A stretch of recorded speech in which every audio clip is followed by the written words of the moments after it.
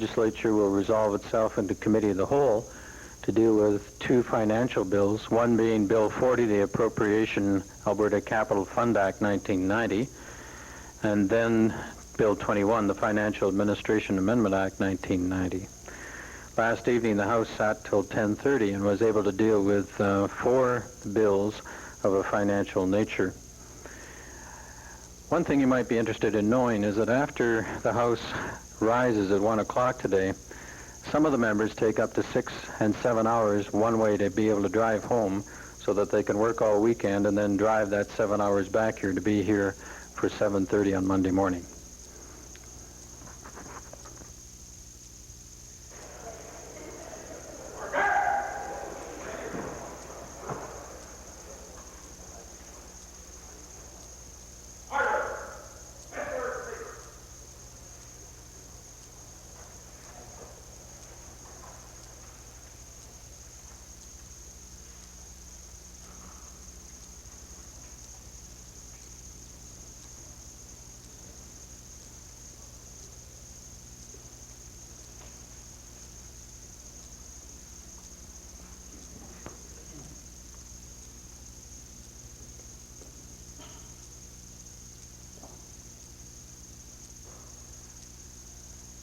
Let us pray.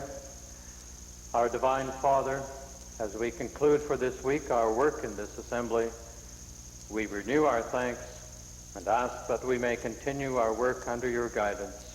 Amen.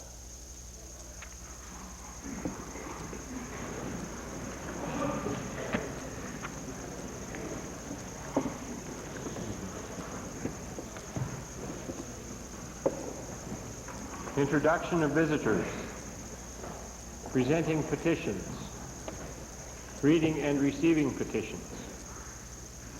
Presenting reports by standing and special committees. Notices of motions. Minister of Culture, Multiculturalism. Speaker, I'm rising today to give notice of the House that under Standing Order 40 at the end of question period today I would request leave to debate an issue of important international significance regarding an incident that occurred last night.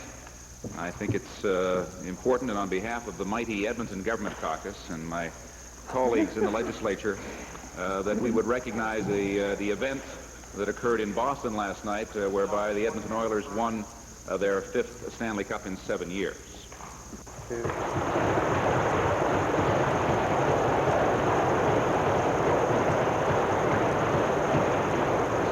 Edmonton Jasper, please, followed by Edmonton Whiteman. Mr. Speaker, the Minister and I are of a like mind this morning. On behalf of the Majority Caucus in the City of Edmonton, Here. I second his notice. Edmonton Whiteman. Well, Mr. Speaker, under Section 40, I was intending to serve the similar type motion, except I would have made some reference to Edmonton remaining the city of champions.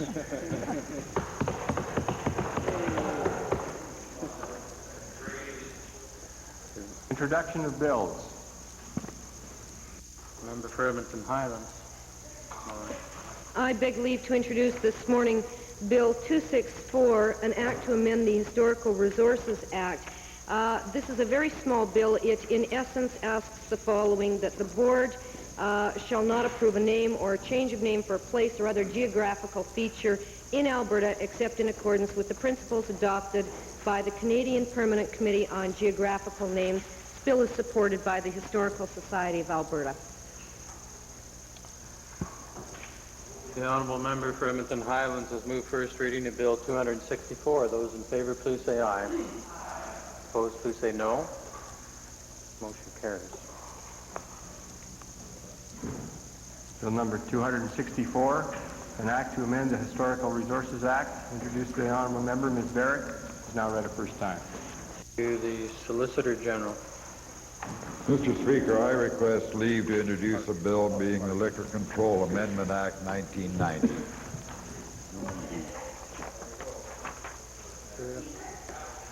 Order, please.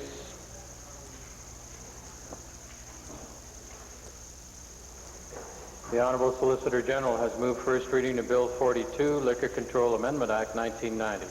Those in favour of first reading, please say aye. Opposed, please say no. Motion carries. Bill number 42, Liquor Control Amendment Act, 1990, introduced by the Honorable Mr. Fowler, is now read a first time. Edmonton Mill Woods. Mr. Speaker, on behalf of my colleague, the member for Edmonton Strathcona, I request leave to introduce Bill 241, being an act to amend the Limitation of Actions Act. This bill enables any arbitration or grievance board to waive a breach of a formality in a procedure or of a time limit if it is of the opinion that justice will best be served thereby. And it also says that the jurisdiction of the courts of justice may never be excluded by contract, though the court may stay any court proceeding to let the agreed procedure run its course.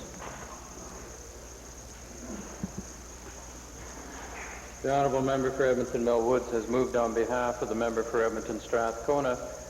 First reading to Bill 241, an act to amend the Limitation of Actions Act. Those in favor of first reading, please say aye. Opposed, please say no. Carried. Bill number 241, an act to amend the Limitation of Actions Act, introduced by the Honorable Member Mr. Gibault, is now read a first time. Tabling returns and reports. Introduction of special guests. Associate Minister of Agriculture. Mr. Speaker, it is my privilege to introduce to you and through you to members of the Assembly 39 grade 5 students from the Coronation School, which is in Chinook constituency. They are accompanied by their teachers, Mr. Tony Seltzer, Mr. Brock Chrysler, and parents, Norma Woods, Arlana Glazier, Linda Boychuk, and Joanne Seeger, and also their bus drivers, Gerald Lang and Melanie Robertson. They are seated in the members gallery, and I would ask that they rise and receive the very warm welcome of this assembly.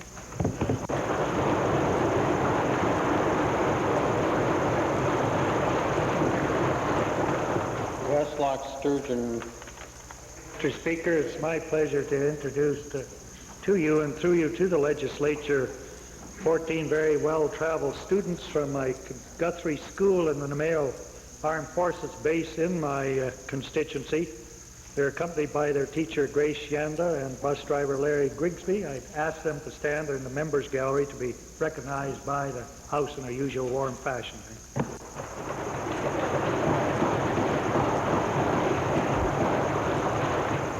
Career Development and Employment, followed by Edmonton Jasper Place. Thank you, Mr. Speaker. Mr. Speaker, I don't have the opportunity very often, so it is indeed a privilege for me to introduce to you and through you to the Assembly a group of 14 students attending Father Our Parents School in the community of Johnville, Alberta, located near Fort McMurray, and they've driven a long distance to be here. They're grades 5 and 6. They're accompanied by their teacher, Susan Laird, as well as the parents and assistants, Lena Herman, Mark Jean, and Terry Fontaine. They're on their way to Peace River, I might add, as well, to compete in the Northland School athletic events. I would ask them to rise, receive the card of welcome in the Assembly, and they are seated in the public gallery.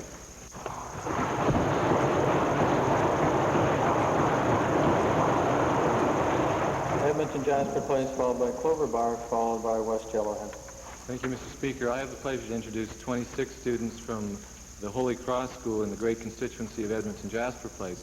Holy Cross is the school that my kids attend. Anyway, they're here accompanied by their teacher, Mrs. Manuela Ferrante. I'd like them to rise and receive the warm welcome of the Assembly.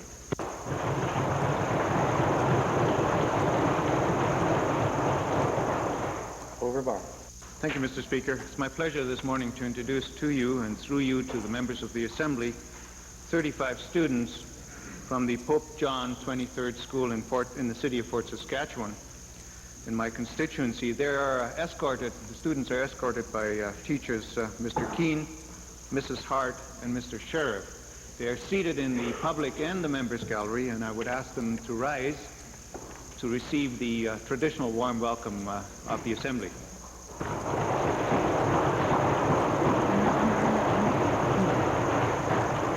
West Yellowhead. Thank you, Mr. Speaker. I'd like to introduce to you and through you to the members of the legislature a person who has been in the province addressing not only our concerns about illiteracy, but him being a leading expert in the computer field in combating illiteracy. He has met with school divisions throughout the province for the last week. My brother from Ottawa, Michael Doyle.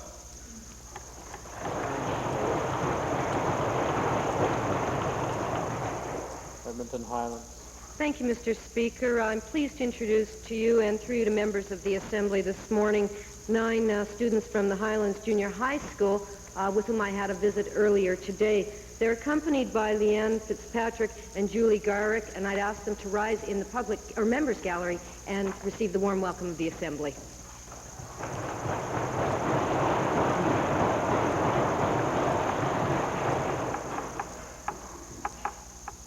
Ministerial statements. Research and Telecommunications.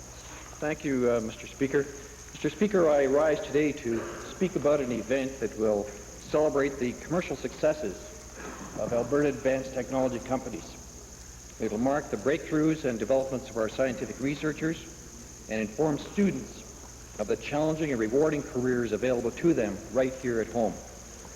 I am speaking of Alberta Science and Technology Week, which is being held from May the 26th to June the 2nd.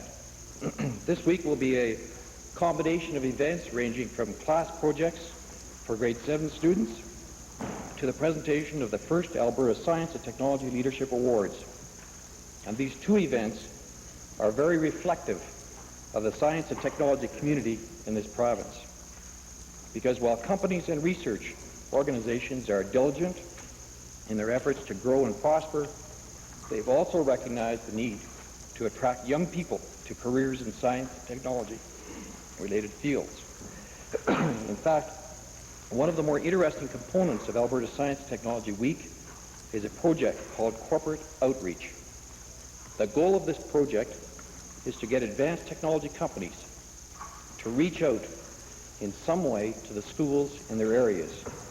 The response has been very positive. Company representatives will be speaking to schools, science classes will be touring research facilities, field trips are being planned, all in the name of increasing student awareness of career opportunities available to them in Alberta. Science and Technology Week is also an opportunity for Alberta to tell our story to the rest of Canada as we host the National Forum of Science and Technology Advisory Councils from May the 27th to the 29th. Alberta is hosting this event because of the initiative taken by our Premier. Participating in this forum of Canada's science leaders will be the newly appointed members of the Premier's Council on Science and Technology, a representative group of Albertans from industry, academia, and the advanced technology community who have come together to advise this government on science and technology-related matters. Further information, Mr. Speaker, on the forum is to be found in each member's desk. I'd like to encourage all members to join in celebrating the energy and the ingenuity of our science and technology community by taking part in this, our first Alberta Science and Technology Week.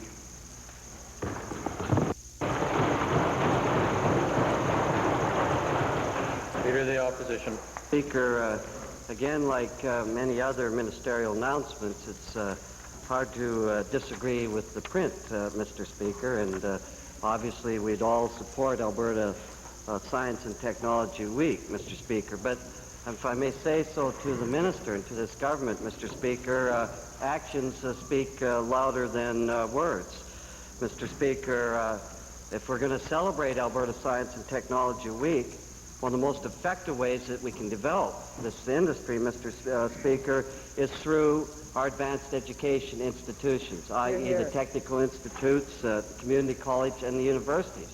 Mr. Speaker, I don't need to remind people in this Assembly that there is a serious underfunding at that level, Mr. Speaker. In terms of real dollars over the last number of years, last 5 years, there's been an 8.8% in real dollars, in terms of less dollars going that way. That's not a very effective way, Mr. Minister, to advance this particular industry. If we're going to be competitive in the global market this government likes to talk about, the most effective way is through those institutions, and you have to fund them because it makes good sense in the long run in an economic sense, Mr. Speaker.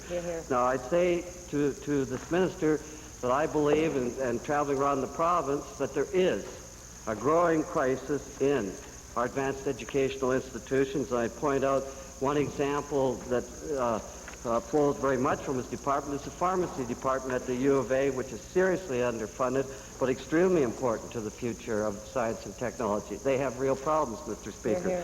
So I would say that we certainly will join with the minister in celebrating a very important industry, but I would hope in the future it'd be much more meaningful that there be some vastly needed funding, and especially in those areas at the various institutions, advanced education institutions in the province. Right on. Oral question period. Leader of the Opposition. Thank you, Mr. Speaker. I'd like to direct this question to the Minister of the Environment, Mr. Speaker. Now, Mr. Speaker, the Minister clearly has lost all credibility as a spokesman on environmental matters, Mr. Speaker. He obviously has no clout or support in Cabinet. Mr. Speaker, as we see the Minister of Energy, the neutral minister, now taking through important environmental legislation, Mr. Speaker. Unbelievable. It's taken him a while, Mr. Speaker, but I think he must realize now, even he must realize now, that this government is not on side when it comes to protecting our environment. Mr. Speaker, earlier this week he announced his decision to grant an operating license to Daishawa without even so much as a cursory review as was conducted in the case of Procter & Gamble. Mr. Speaker, it seems that the Minister of the Environment wanted to do the right thing, but instead of saying, the devil made me do it, he said the Attorney General made me do it, Mr. Speaker. And I want to ask the Minister this. Can the Minister of the Environment tell us, is the Attorney General, along with the Minister of Energy, calling the shots now on matters of the environment? Look up. No. Speaker, let's look into it a little more then, Mr. Speaker. In fact, there were two releases printed, Mr. Speaker, on the Daishawa announcement. I have both of them right here, Mr. Speaker. They're identical, except for one very telling quote. Mr. Speaker, in one release, the minister is quoted saying, and I quote, legal advice provided to the Attorney General's Department recommends that such a process requires more definitive legislation. In the other release, Mr. Speaker, the words coming out of the minister's mouth are a little more direct. In the second release, he says, the Attorney General is of the view that such a process requires more definitive legislative authority. Two different releases, Mr. Speaker. My question then to the Minister of Environment, did the Attorney General force you to change your quote, or is there another reason why there were two releases, besides incompetence? The question, as I understand it, Mr. Speaker, is did the Attorney General do this or that? The answer is no. Well, Mr. Speaker, then would the minister, even in the incompetence out of his department, explain then why there are two different releases, one clearly saying that the Attorney General said that they should change it, and the other one saying it was just legal advice from his department. Why two releases on the same day then? Well, Mr. Speaker, do I have to tell the honorable leader of the Socialist NDP another story? I mean, he's had three stories in a row. And we'll tell him the story of Daishawa.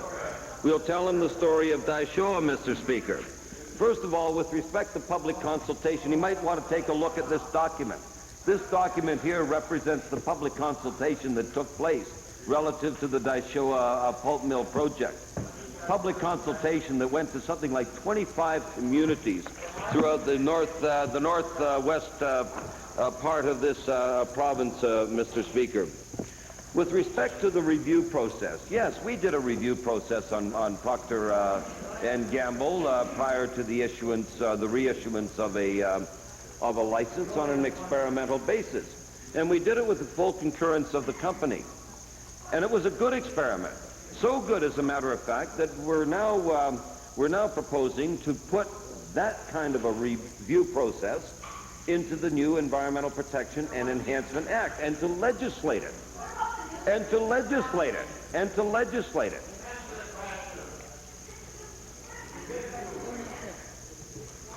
I am answering the question. Listen, Tammy Faye, okay? Just listen. Keep your mouth shut.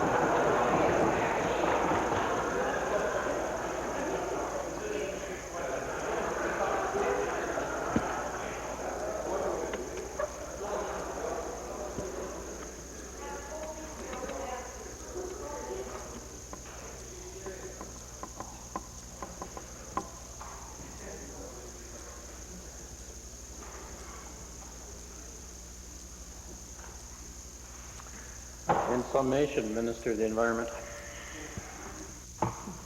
In summation, Mr. Speaker, we are putting in place legislation to allow us to conduct, in a very, very formal way, a public review of licenses before they're reissued. I ask the members of the opposition once again, be patient, wait. Good things are going to happen. Right. Second main question, Leader of the Opposition. Well, Ralphie boy, I guess that we know the answer. Attorney General is calling the shots, Mr. Speaker. There's no doubt about it. Hear, hear. But, Mr. Speaker, I'd like to designate my second question to the member from Calgary Force 1. Thank you, Mr. Speaker. Mr. Speaker, the Solicitor General has announced moves that will allow hotels in smaller communities to sell liquor products over the counter.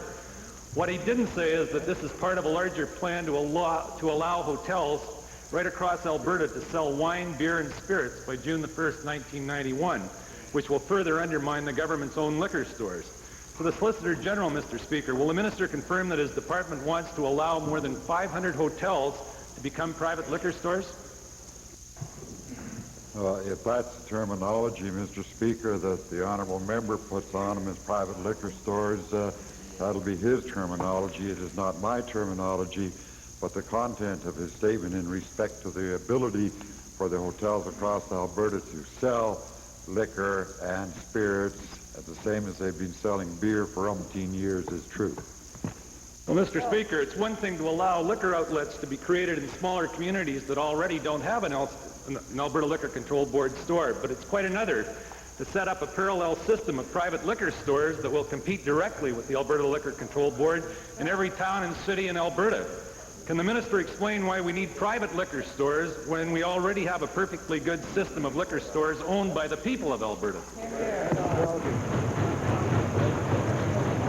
You should drive out of Calgary 10 miles and have a look. If I was one of those hotel operators that are being accused, Mr. Speaker, of going into competition to the ALCB, I would be a little concerned about it because, in fact, those hotels will be buying at ALCB retail prices and reselling it.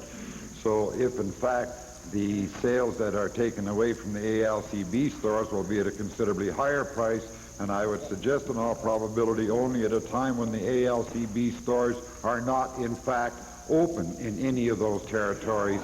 And the rationalization is to give a better service to all of... I'm ready to wait until they're ready to listen to the answer, Mr. Speaker. I have lots of time, but in any event, the liquor stores will not be severely affected. I'm positive, and it's an attempt to give Albertans equal service right across. Further and finally, Mr. Speaker, if any of the members of the opposition have ever stayed in any hotels in major cities, they will find that what's happening is that they have already had for a long period of time that ability to sell liquor from their own bar of any nature or kind. And it doesn't even have to be delivered into the room. They give you a little key which you insert into a little cabinet, and all sorts of goodies come out there at very, very expensive prices. Well, Mr. Speaker, in spite of what the minister just said, either one of two things is going to happen. Either there'll be a dramatic increase in liquor consumption, or the Alberta Liquor Control Board will lose sales. Well, since the minister, Mr. Speaker, since the minister has repeatedly assured this House that he does not want to see an increase in alcohol consumption by Albertans, can he tell us how much it will cost Albertans in lost revenues to set up these private liquor stores across the province? I would hope one day, possibly, the honourable member can refer me to Hansard's or quotes where I've made the quotation which he has alluded that I have made. I can't, of course, indicate the cost that he is referring to. I do not expect any loss in sales for the simple reason that every hotel that takes up this advantage has to buy their liquor from the ALCB at the store, so there will, in fact, be no loss in sales to the stores, and I hope that there will be no great increase in sales as well. Leader of the Liberal Party, Edmonton Glengarry. Mr. Speaker, sadly, Albertans are not seeing the kind of initiatives that are needed in the area of the environment. And I think, sadly, the Minister of Environment has either been denuded or eunuchized or whatever the word is. He hasn't got the authority, hasn't, I guess, taken up the authority to make appropriate decisions on the environment. Even something as simple, as straightforward as the round table on the environment now has the potential to be messed up. This is a round table involving economic development and environment being in sync. Now, Mr. Speaker, my first question is to the Minister of Economic, responsible for economic development.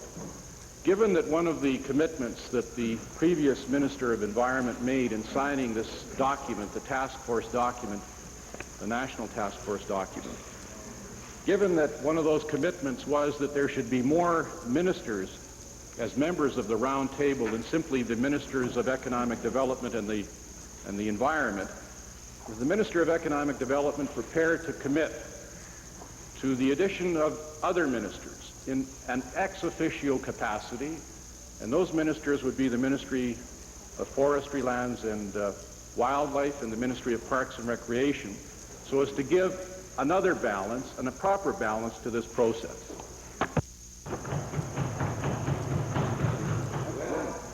Mr. Speaker. Pardon? Oh. No, you go ahead. Mr. Speaker, recognizing the question was put to me, I was just going to underscore what the Honourable Minister of Environment indicated yesterday, whereby he went through a lengthy list of outstanding individuals who have strong environmental credentials, who he has asked to serve on this very important roundtable on the environment and the economy, so that we can make sure that we do have sustainable growth, taking into account the very important aspect of our environment within the province of Alberta. Yesterday, the Honourable Minister of Environment did a superb job of outlining those individuals who will contribute so significantly. Not the question. Well, if the Honourable Minister didn't keep looking back to find out what the answers should be to be prompted, perhaps he could listen and answer questions more clearly and appropriately. Mr. Speaker, the commitment that previous minister signed in this national task force also alludes to public involvement, that reports should be made public. I want to ask the same minister, is he prepared to commit, as Ontario has and other provinces have, to a process of allowing interveners, allowing people to submit to this round table, and in some cases to have their fees or their costs covered? Mr. Speaker, recognizing that the round table deals with the environment and the economy, I appreciate the questions that have been put to myself by the Honourable Leader of the Liberal Party. But this does fall directly under the responsibility of the Minister of Environment, who so capably handles environmental issues, and I would defer the response to the Honourable Minister. Here.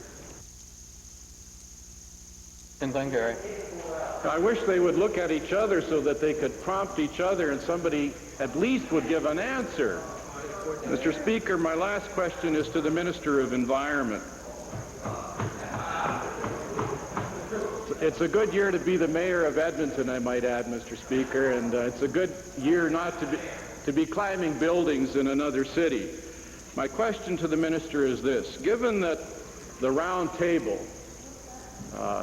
even the fact that they don't have enough environmental involvement, given the fact that ex officio... Well, please, order. This business of preambles to supplementaries is getting entirely out of hand. It's not a time to keep adding comment after comment. And if all members care to look at Hansard, they say that it's gone beyond the point of reality. So let's have the question. Speaker, the terms of reference for the roundtable call for certain ministers, the Minister of Environment and the Minister of Economic Development, to be ex officio members of the roundtable. Is the minister prepared to commit to allow additional input, to depoliticize this process by allowing ex officio members to attend from the New Democratic Caucus and from the Liberal Caucus?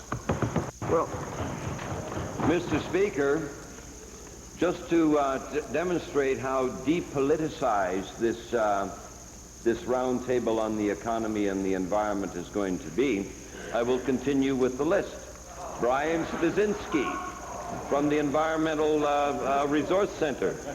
Chris Anderson, a member of the Advisory Committee on Wilderness. Thank you, Honourable Minister. Thank you. Please table the whole list for the Assembly.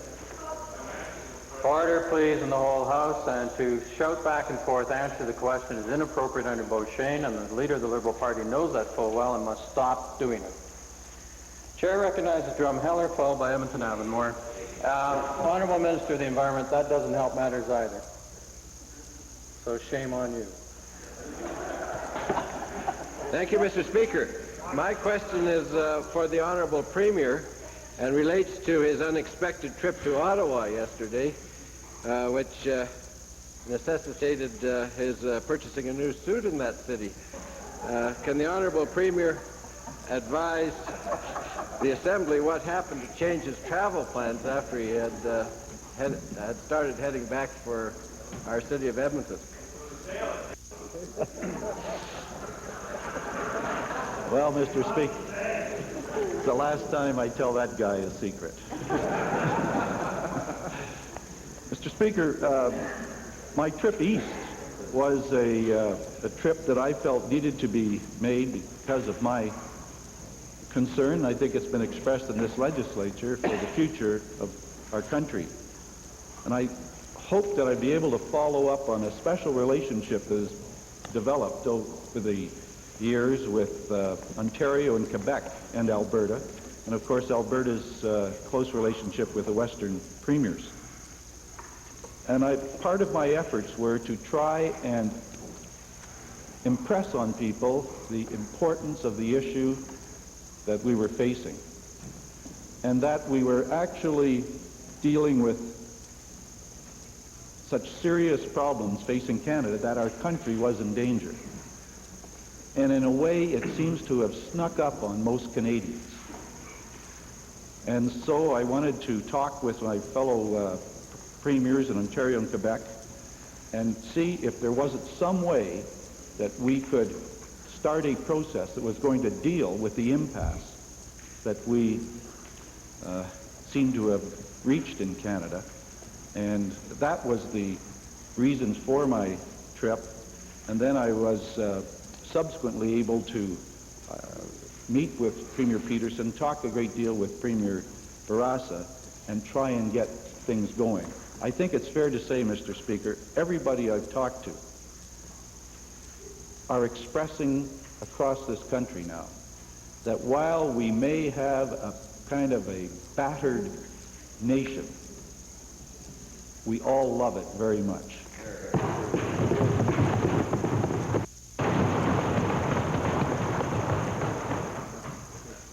Supplemental, Mr. Speaker, can the Honourable Premier advise, as a result of his meeting with the Prime Minister last night, what he believes the process will be towards bringing Canada's constitutional family together by June the 23rd? Mr. Speaker, I felt the meeting with First Premier Peterson and discussions with Premier Barraza were able to focus on the fact that if the Prime Minister felt there wasn't going to be a First Minister's meeting, and his report from Senator Murray was that there didn't appear to be the grounds for a First Minister's meeting, and here we are less than a month away from June 23rd, something had to be done, and we felt we had to break that logjam. And therefore we did say to the Prime Minister there either had to be a meeting or there had to be something else start, some other process start. And I must say I appreciated the Prime Minister moving to start a process. Now, the process which he felt would lead to a First Minister's Conference, hopefully, is the process of individual meetings with every Premier. And we started that process last night.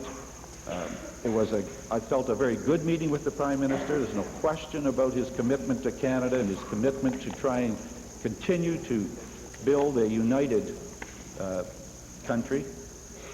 I proposed to the Prime Minister, and I hope that there's no magic to an initiative from any one of us, but I proposed to the Prime Minister an Alberta view of a set of guidelines or principles that we could establish as premiers and all sign, agree to and sign, that would lay the groundwork and be the principles that we would stick to in terms of a second round of negotiations which would start immediately on constitutional reform after the passage of Meech Lake. These guidelines would, for instance, Mr. Speaker, have the basis upon which we would agree that there must be Senate reform in the guidelines. There must be Senate reform. And I would hope we would get the principles of elected and other principles that we believe in those guidelines. And other premiers have matters which they care about. And we are drafting some guidelines that would suit them as well. Now, if this initiative works, I would hope, Mr. Speaker, we could have a First Minister's meeting before the end of next week, and that we might be able to agree on passing Meech Lake, have these set of guidelines, and allow us to start an immediate second round and be able to really pull the country together and be able to have a constitution that works and meets the needs of all Canadians. That's what we're hoping for, Mr. Speaker, and I can only say to the members of this Assembly, I sense that Albertans are coming to the view that with our country in danger, the First Ministers should now show the kind of generosity, tolerance, loyalty to this nation that is necessary to come up with a solution. That's what we're trying to do.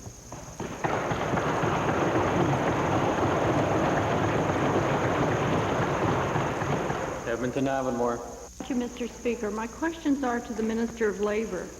In 1985, a national Gallup poll found that 2/3 of the people in the prairies believe that discrimination on the basis of sexual orientation should be illegal.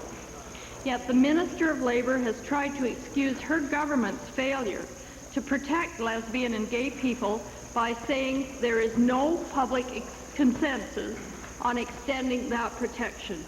To the Minister responsible, will the Minister now admit that the consensus does, in fact, exist among the public and that it's members of her caucus who oppose this legislation?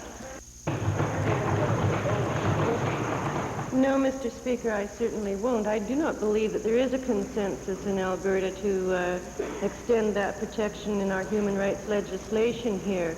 And I would remind the honourable member across that she's relying on a poll, which is, of course, only a sampling. However, it was the case when we inquired of our constituents, for example, that there really was not a consensus there at this time. On the other hand, human rights legislation is the kind of legislation that evolves over the years. And indeed, to look at the inclusion of physical disability in the Individual Rights Protection Act, that was a suggestion that was brought forward in second reading in 1972 when the bill was initially proposed. It was only 8 years later when that was finally included in that statute. I think human rights are the sorts of things that evolve over time, and I think that education and understanding grow, and I'm pleased to see that the honourable member across is devoting some of her time to spreading that education and not simply pointing fingers across the floor. Well, Mr. Speaker, I'm not sure how one gets a sense of a consensus if they don't look at a broad general sample instead of probably a few angry and upset people. The Chief Commissioner of the Human Rights Commission has said governments and cabinets, and yes, even human rights commissions, are reflections of the population they come out of. It's outrageous, Mr. Speaker, that Human Rights Commissioner would believe that it's the job of the Human Rights Commission to follow rather than to lead. To the Minister, does the Minister agree with the Chief Commissioner that the Commission is merely a reflection of the least progressive members of society, or does she believe that the Commission should lead in the promotion of minority rights? Mr. Speaker, the role of the Commission is primarily that of a mediator and that of an educator, and the extent to which our Commission is fulfilling that role is quite considerable. And as an example, they are now having meetings, their monthly meetings in public at various locations throughout the province, and they are promoting the rights and the protections of all Albertans, not only those who are most vulnerable in our society. I think that they have taken on that role with gusto, and I commend them in their activities. Education is one that I know they feel very strongly about, and I know that they are continuing to foster greater understanding for all members of society, notwithstanding what differences they have. Sturgeon. Thank you, Mr. Speaker. My question today is to the Minister of Agriculture. A couple of days ago, he introduced Bill 31, moving game farming from wildlife to agriculture, Mr. Speaker. And this is just a tip of an iceberg, and as I know I've talked to the minister some before, but what we have here is a fairly drastic indication of a very drastic change in policy. And we're moving towards, as we move towards a greener society, Mr. Speaker, with the emphasis on less tillage, natural forestation, untamed rivers and streams, a different outlook on game farming. I think it's very important that we go about this slowly and carefully, because we're going to have to live with it for many years ahead. In view of the gravity of the situation and the fact that a great deal of our public has not had a chance to have input into this decision, would the minister suspend further readings of Bill 31 so a legislative task force could circulate the province this summer and take hearings on the issue from all sides? 8 years. Mr. Speaker, first of all, I'm not sure what iceberg the honourable member from Westlock Sturgeon is referring to, so I won't comment on it. Secondly, it seems to me there's been an ongoing debate on this matter for a number of years now that the honourable member and others have participated in. Many of our farm groups have passed resolutions with respect to the matter, and I would remind the Ag Critics present that Unifarm passed resolutions again to this effect last fall. The Alberta Cattle Commission has assessed it and are supporting it. The Western Stock Growers have assessed it and are supporting it. It's been debated in many political arenas, and I think we're ready for the debate in the Assembly. Mr. Speaker, further, the fact that the minister doesn't recognize there's an iceberg here sees how badly out of date he is. Maybe I could appeal to the Premier then, in view of the fact that there's been an inside discussion up to about now, as the minister said, the cattle commissions, game farmers, wildlife society, but the general public hasn't had a chance to input, and it is something we're going to have to live in for years. Would the minister, would the Premier consider having the Executive Council look into the area of suspending further readings on the bill and giving the public of Alberta, the general public, not the interested groups, a chance to put the information into this before next fall? Well, Mr. Speaker, the Minister of Agriculture is dealing with this matter and should continue to. He's here, and so is the member for Westlock Sturgeon. I'd only say to him, Mr. Speaker, that the representatives of the people of Alberta are here. This is how the people of Alberta have input into legislation. I think it's an excellent arena for them to express through their elected members their views. And that's what the Minister of Agriculture intends to do. Highwood, followed by West Yellowhead. Thank you, Mr. Speaker. Mr. Speaker, my question today is to the Minister of the Environment. For well over 70 years, water from the Highwood River has been diverted into the Little Bow River for domestic stock watering and for municipalities like towns and villages along the Little Bow. In recent years, increasing use of this water for irrigation purposes has led to ever greater demands for water from the Highwood. and has placed that river in some stress. My question today is a request for clarification of the Minister's response to a recent question by the Honourable Member from Jasper Place. I'd like to read the response that I'm wanting the clarification to. Page 1180, May 11th. He said, "We said that we would use the 1989 guidelines, and if the river became stressed, we would stop the diversion." So my question today is, in the light of the municipalities and others that are needing the water, what does he mean by stopped?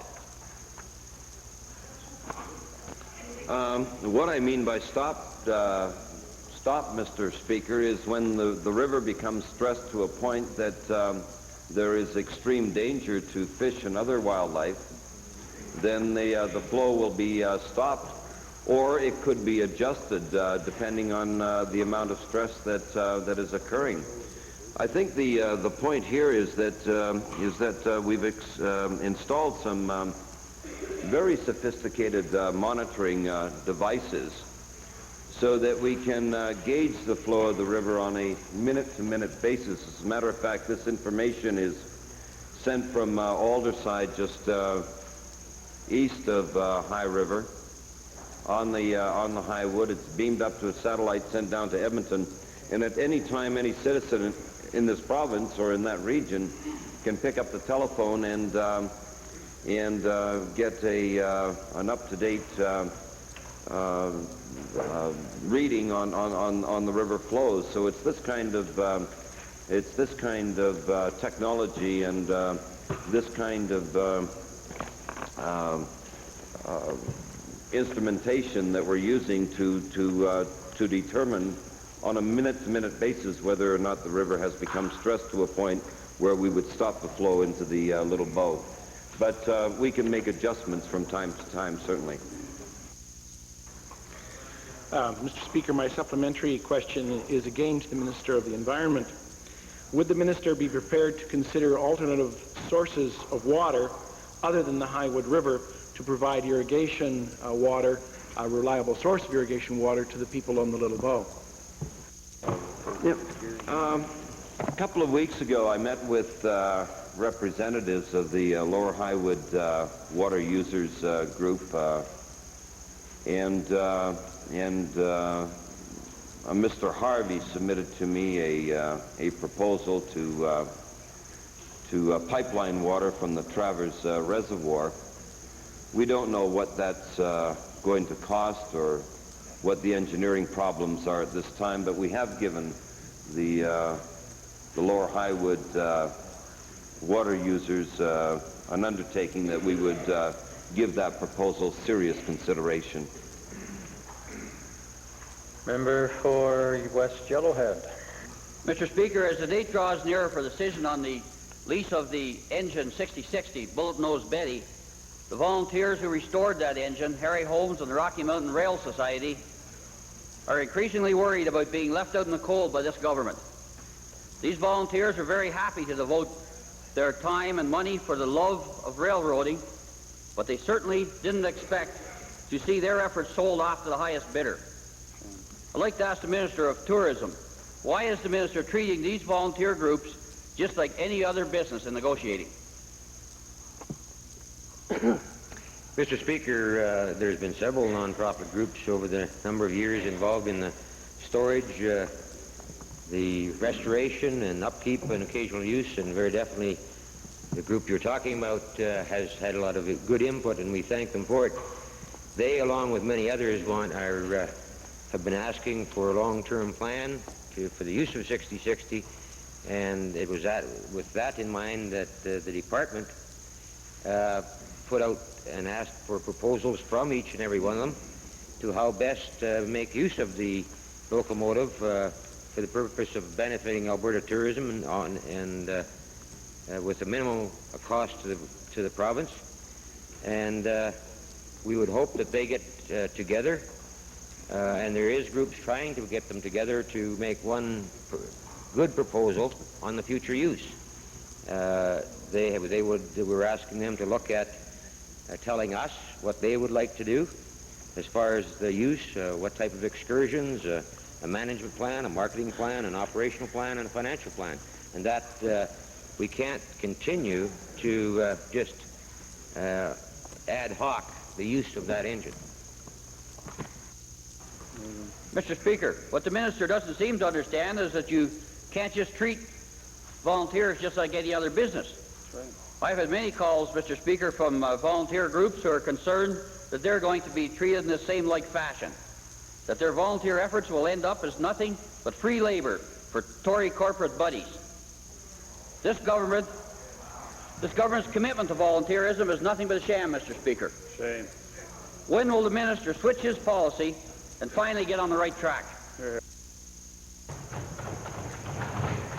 Mr. Speaker, there's many volunteers that have done a lot of work throughout the province on many items, and I would hope that each and every one of them look at the economics of what they're doing and how they're operating and not just ask for government handouts. And that's the course we're taking. We're trying to get these groups to be to look at the financial responsibilities that they are asking us to be involved with. And I would hope that Harry Holmes and his group put in a good request and spend some time on their proposal that they would like to see the future operations of this. Highlands followed by Calgary Northwest. Mr. Speaker, the minister to whom I was going to ask the question seems to have left for a moment. Thank you. To Calgary Northwest. Thank you, Mr. Speaker. Mr. Speaker, it appears that the sale of the Cormie Ranch was imminent until the government obtained an injunction against 3 1/4 sections of land owned by Mrs. Cormie. Now, the absurdity of this injunction is shown by the fact that the lawyer for the principal group investors chose not to pursue an application to the courts to freeze the assets of that particular piece of land. And it is clear also that this injunction is now the major stumbling block preventing the sale of the ranch. And it's my belief that this injunction that has been obtained is motivated more by political and personal motives rather than by logic. My question today is to the Minister of Tourism. What has the Minister of Tourism done to eliminate or overcome the barriers that have been created by the provincial treasurer and instead help facilitate the sale so we can get going on this tourism development? Mr. Speaker, this matter has been handled by the provincial treasurer, and I would defer the question to the provincial treasurer. Well, Mr. Speaker, the province of Alberta has made its position very clear over the past 3 years. That is, that we want to protect the interests of the contract holders and the taxpayers who have an awful lot of money at risk here. And one of the major assets which still exists and is under a series of claims under the court actions is this piece of real estate west of Edmonton. Now, you've heard the Minister of Tourism and Economic Development speak in favor of the project, as have I. But at the same time, we have to balance that interest with the interest of the contract holders and with the taxpayers. And what has happened is the following. Number one, Mr. Speaker, Mr. Cormie, speaking on behalf of himself and a variety of other interested parties, has agreed to a consent order to transfer into trust the proceeds from the sale of that property minus some transaction fees, and the income from that capital will accrue to the benefit of the contract holders and the taxpayers, subject to the adjudication of the courts always.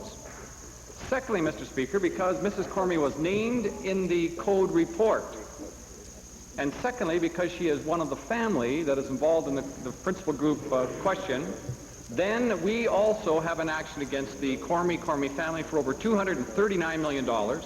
Yesterday, the court, Mr. Speaker, the court granted the right to the proceeds to be held into trust.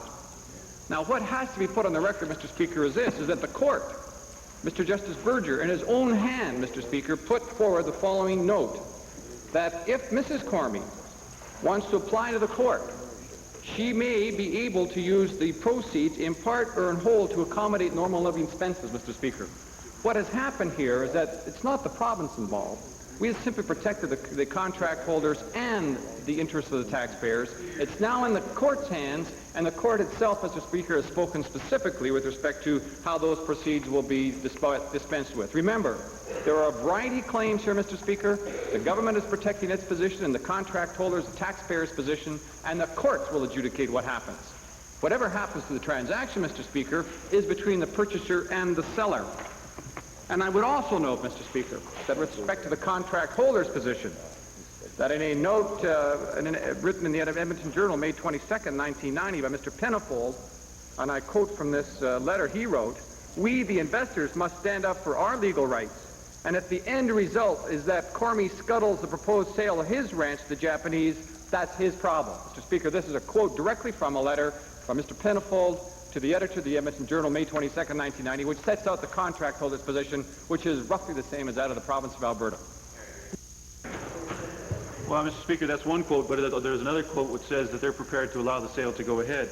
So, again, to the Minister of Tourism, yesterday in response to my question, the Minister of Tourism said that although there had been no specific studies done on this project, that in fact the benefits were well known to Cabinet. And I wonder if the Minister of Tourism has made any representations to the Premier pointing out how illogical, absolutely illogical it is, on one hand, to give $65 million to Daishawa, which has all kinds of environmental repercussions, and yet, on the other hand, to create roadblocks, as the government is doing, create roadblocks that might prevent the creation of a $1 billion tourism environmentally sound development. What's going on? Speaker, that's absolutely wrong. Absolutely wrong, Mr. Speaker. I've explained the process. The member should listen carefully, but he's dead wrong in his assumptions, and the people of Alberta know darn well that the province is protecting the interests of the contract holders and the taxpayers, and it's the court, Mr. Speaker, that will adjudicate this issue, not some frivolous comment from someone across the way like that, Mr. Speaker. It's the court. The court's going to adjudicate it, and the court will unfold the way in which the proceeds are handled. What is done now, Mr. Speaker, is a consent agreement from Mr. Cormy and the purchaser of that land. What unfolds, Mr. Speaker, will be a normal development process which is provided for by other pieces of legislation. Let the record be clear on what has happened here, Mr. Speaker. Member for Lloydminster. Lloydminster. Thank you, Mr. Speaker. Some 2 weeks ago, I asked the Minister of Agriculture a question regarding farm aid from the federal government. And during this past week, he and his provincial counterparts, plus the federal Minister of Agriculture, met in Toronto. And my question would be to the Minister of Agriculture, would you explain to the Assembly the progress you made, if any, in your meetings?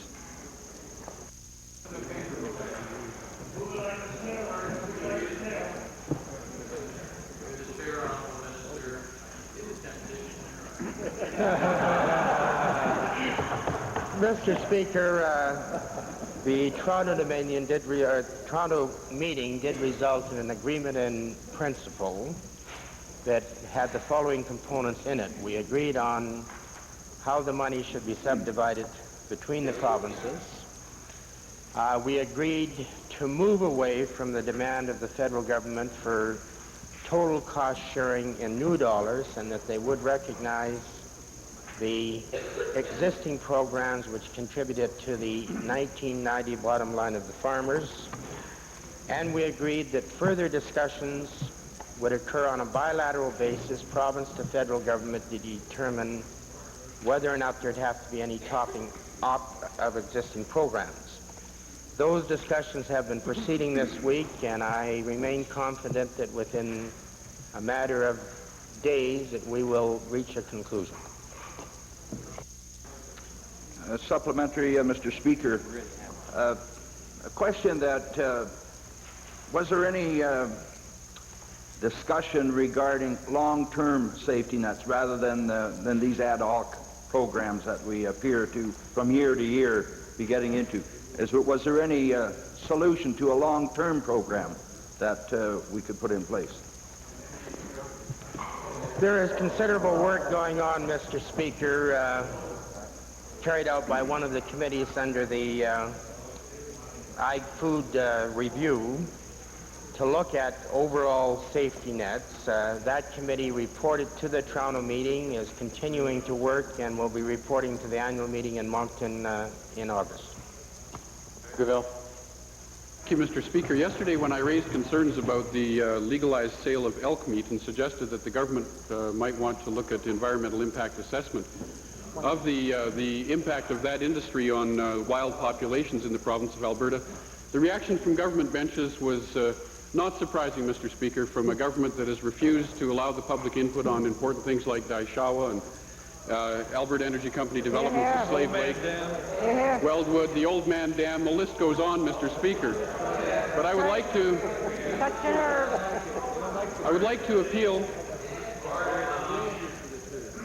to appeal to the Minister of Forestry, Lands and Wildlife, whose change of heart on this issue has apparently been a recent one, to agree to pressure his cabinet colleagues for a full and open environmental impact assessment of this industry on the wild populations of game in the province of Alberta, so that the hundreds of thousands of Albertans represented by the Fish and Game Association, the Alberta Wilderness Association, and the Environmental Network can be heard and represented on this important subject. I don't think we should extend it. Mr. Speaker, it's a sensitive issue, and we all want to make absolutely sure that wildlife is protected in this province and put at no risk from game farming or game ranching. We have assured that in the bill. It'll receive debate. That's a full public hearing within this chamber, Mr. Speaker, and that's, I think that's the fairest approach to use. Mr. Speaker, if the government is so confident that they've got all the angles covered, and if they're so confident that the game industry has dealt with all the problems, I don't know why they're afraid of public hearings on this issue. But I'd like to ask the minister who is responsible for wildlife, given the fact that this bill will put a price on the head of animals in the wild, elk can be worth up to $15,000 or $20,000, what assurance can this minister give the people of Alberta that this will not lead directly to an increase in poaching in the province of Alberta? Mr. Speaker, making that kind of silly statements just doesn't make any sense. Number one is that you're assuming something that because of having game farming in this province that's been here for many years, that all of a sudden when you make a change to allow meat sales that are controlled so tightly through the Department of Agriculture that it's going to lead to poaching is ridiculous. The other side of the coin is that there's a lot of people saying that it will decrease the amount of poaching that will take place because there will be an opportunity for licensed sale of meat that's adequately inspected and carried out. And Mr. Speaker, I don't think you need a public hearing on everything. That's why we're elected. That's what this chamber is for. There'll be a full debate. He'll have the opportunity, as all members in this House, to review the legislation and put in amendments if they think it needs to be strengthened even more. Mr. Speaker, that's a democratic process. Second point of order. No, we're not there. The chair would like first to ask the House for unanimous consent to revert to the introduction of special guests. Opposed? Carried. Thank you. In this order, Clover Bar, Edmonton Avonmore, Bakerville. Thank you, Mr. Speaker. It's my pleasure to rise for a second time this morning to introduce a group from my constituency to you and through you to the members of the Assembly. I have 28 students from the Uncas School in the constituency of Clover Bar, and they are escorted by their teachers, Mrs. Becker, Mrs. Pat Hughes, and teacher aide, Mrs. Loretta Nicholson, and they're also escorted by parents, Mrs. Carrie Brody, Mr. Walter Morgan, and Mrs. Diane Sibold. I would ask the students and teachers and parents are seated in the members' gallery. I would ask them to rise to receive the traditional warm welcome of the Assembly.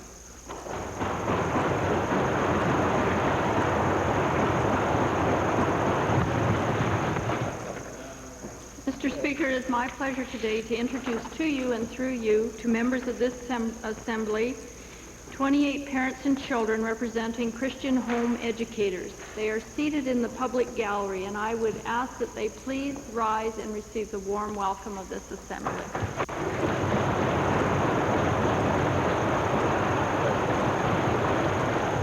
Bakerville, followed by the Minister of Consumer and Corporate Affairs. Thank you, Mr. Speaker. I'm pleased to introduce to you and to members of the Assembly on behalf of my colleague, the Honourable Member for Edmonton Centre, 48 students from the Braden Institute.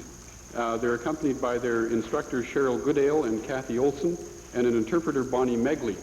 These people are seated in the members and public galleries, and I'd like them to rise and receive the warm welcome of members of the Assembly. Consumer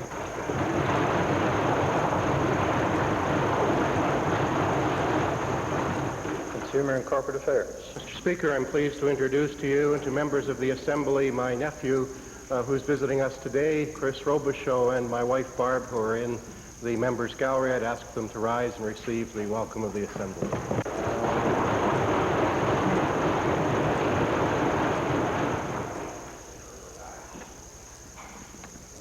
Additional points of order would deal first with the one which arose in question period today, Edmonton Highlands. Mr. Speaker, that is, in fact, the only point of order that I wish to raise. I wasn't sure if you'd heard me when I rose at that point. It relates to a response by the Minister for the Environment in response to questions posed by the Leader of the Official Opposition. The Leader of the Official Opposition asked questions about two separate news releases issued on the same day on the broad same subject matter. The response by the Minister, I think, is in violation of the Beauchesne Citation 417, which reads as follows: answers to questions should be as brief as possible, deal with the matter raised, and should not provoke debate.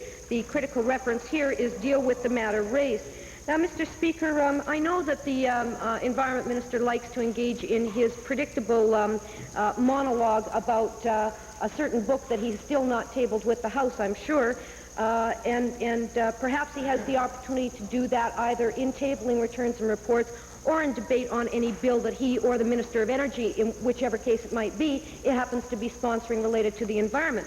On the other hand, it seems to me, Mr. Speaker, that it's inappropriate for him to day after day refer to this particular book, but especially in the context of answering a question about an entirely different matter, Mr. Speaker, and I would rest the case at that point.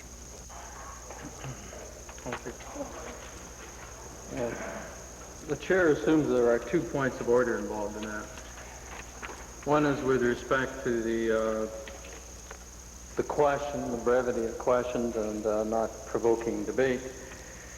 That, of course, is true, and it applies also to the questions as well as the answers.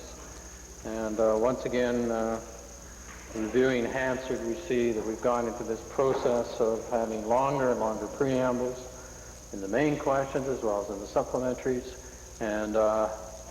and indeed that applies also to the answers.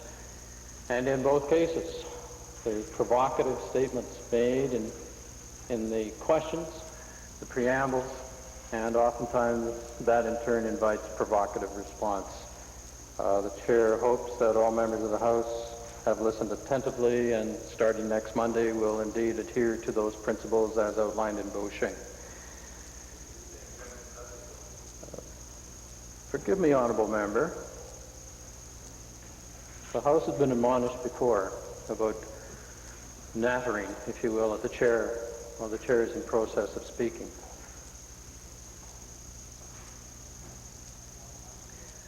With respect to the second point of order, the Minister of the Environment has indeed waved around in the air that particular document on 2 days, and the Chair now orders that it be tabled with the Assembly.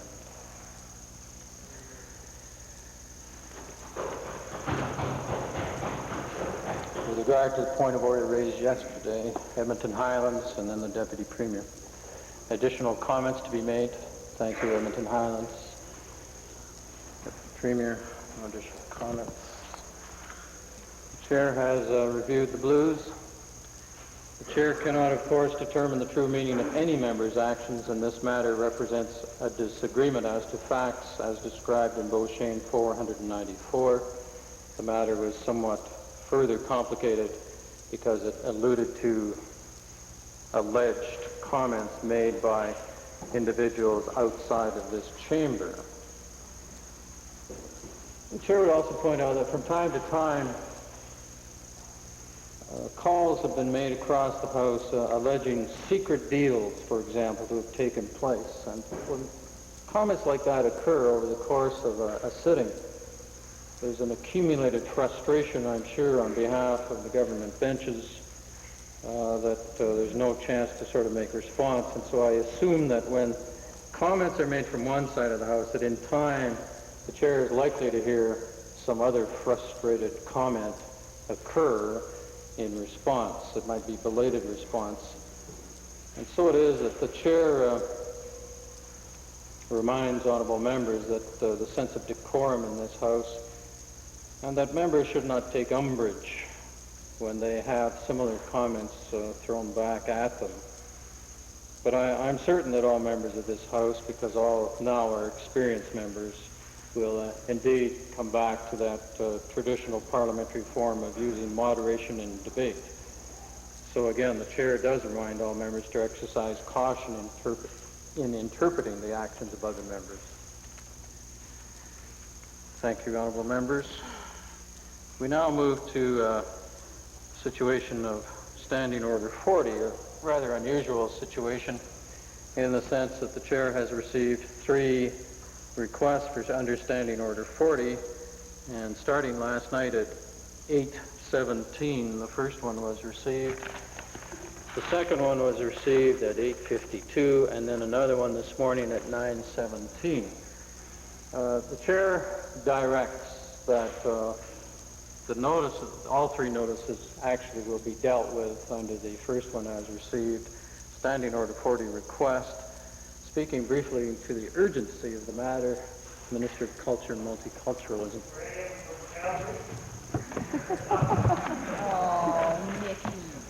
Thank you, Mr. Speaker. Of course, we do have before us this morning an urgent matter of, as I said earlier, of international significance that does require the immediate attention of the Legislative Assembly of Alberta. Last night, Mr. Speaker, in stunning fashion, the Edmonton Oilers completed their sweep through the Stanley Cup playoffs. They showed determination, speed, skill, ingenuity, enthusiasm, cunning.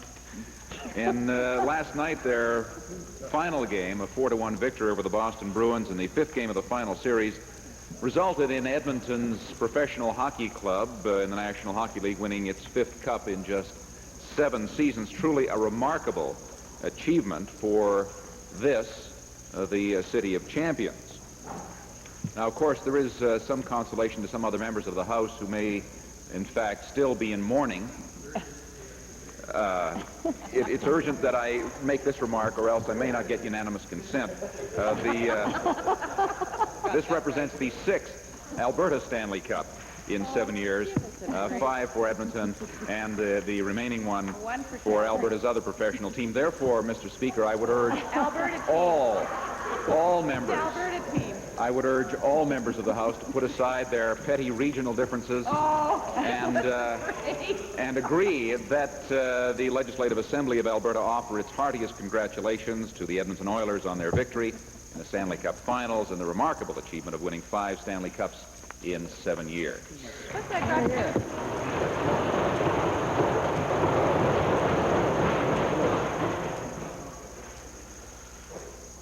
There are times that it's very difficult to be totally unbiased in this position of Speaker.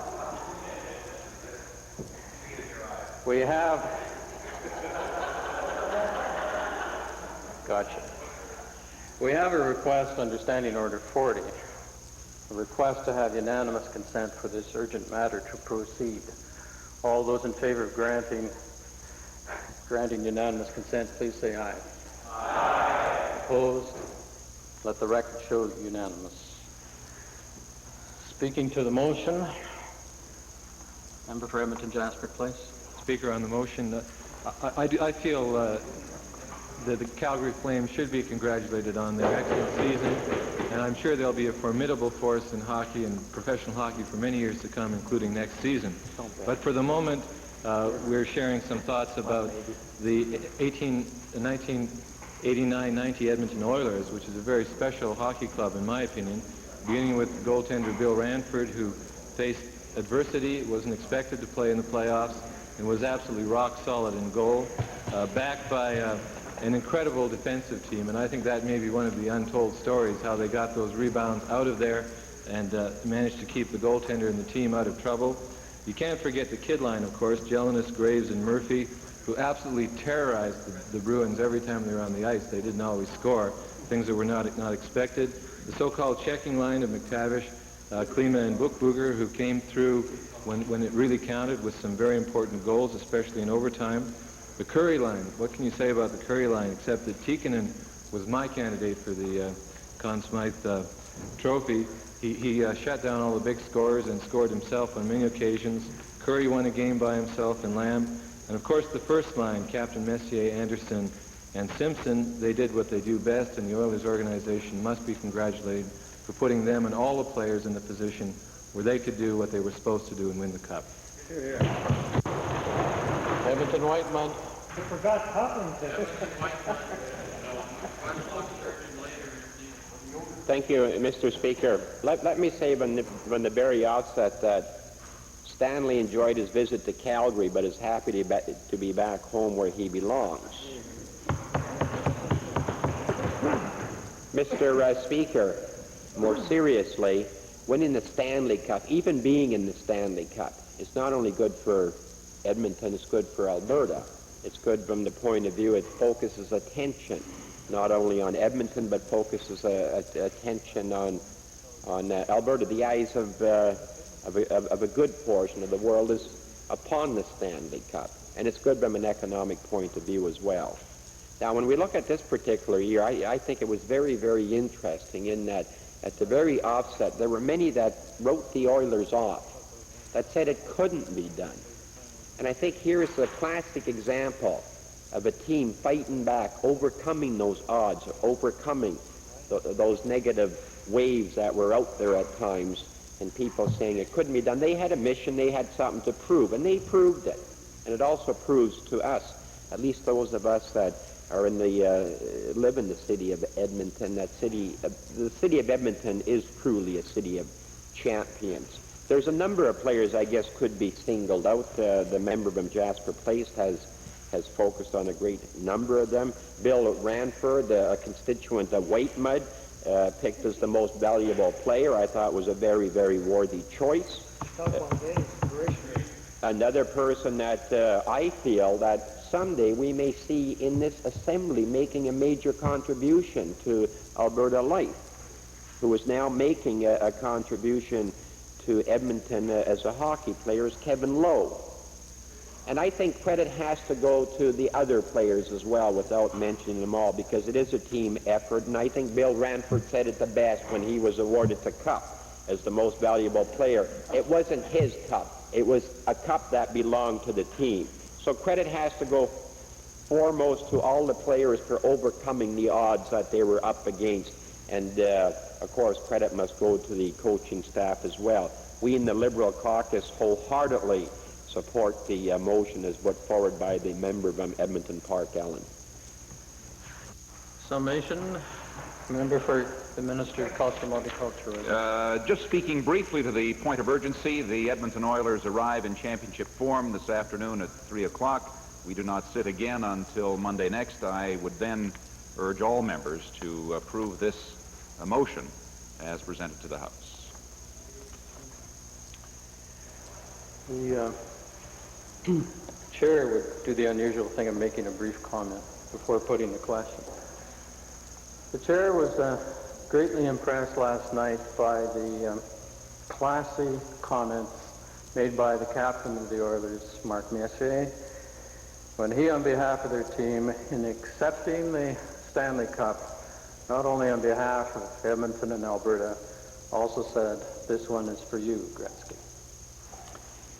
The chair would like to point out that the only NHL sweater that I own, half of it is Calgary Flames and half of it is Edmonton Oilers. And that's my attempt to try to be as impartial as possible in this. But on the back of the sweater it says number 1 Alberta, and that's what really matters. So,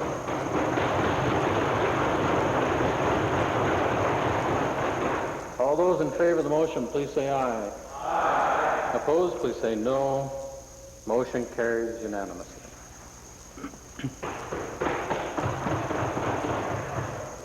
Orders of the day. Government bills and orders.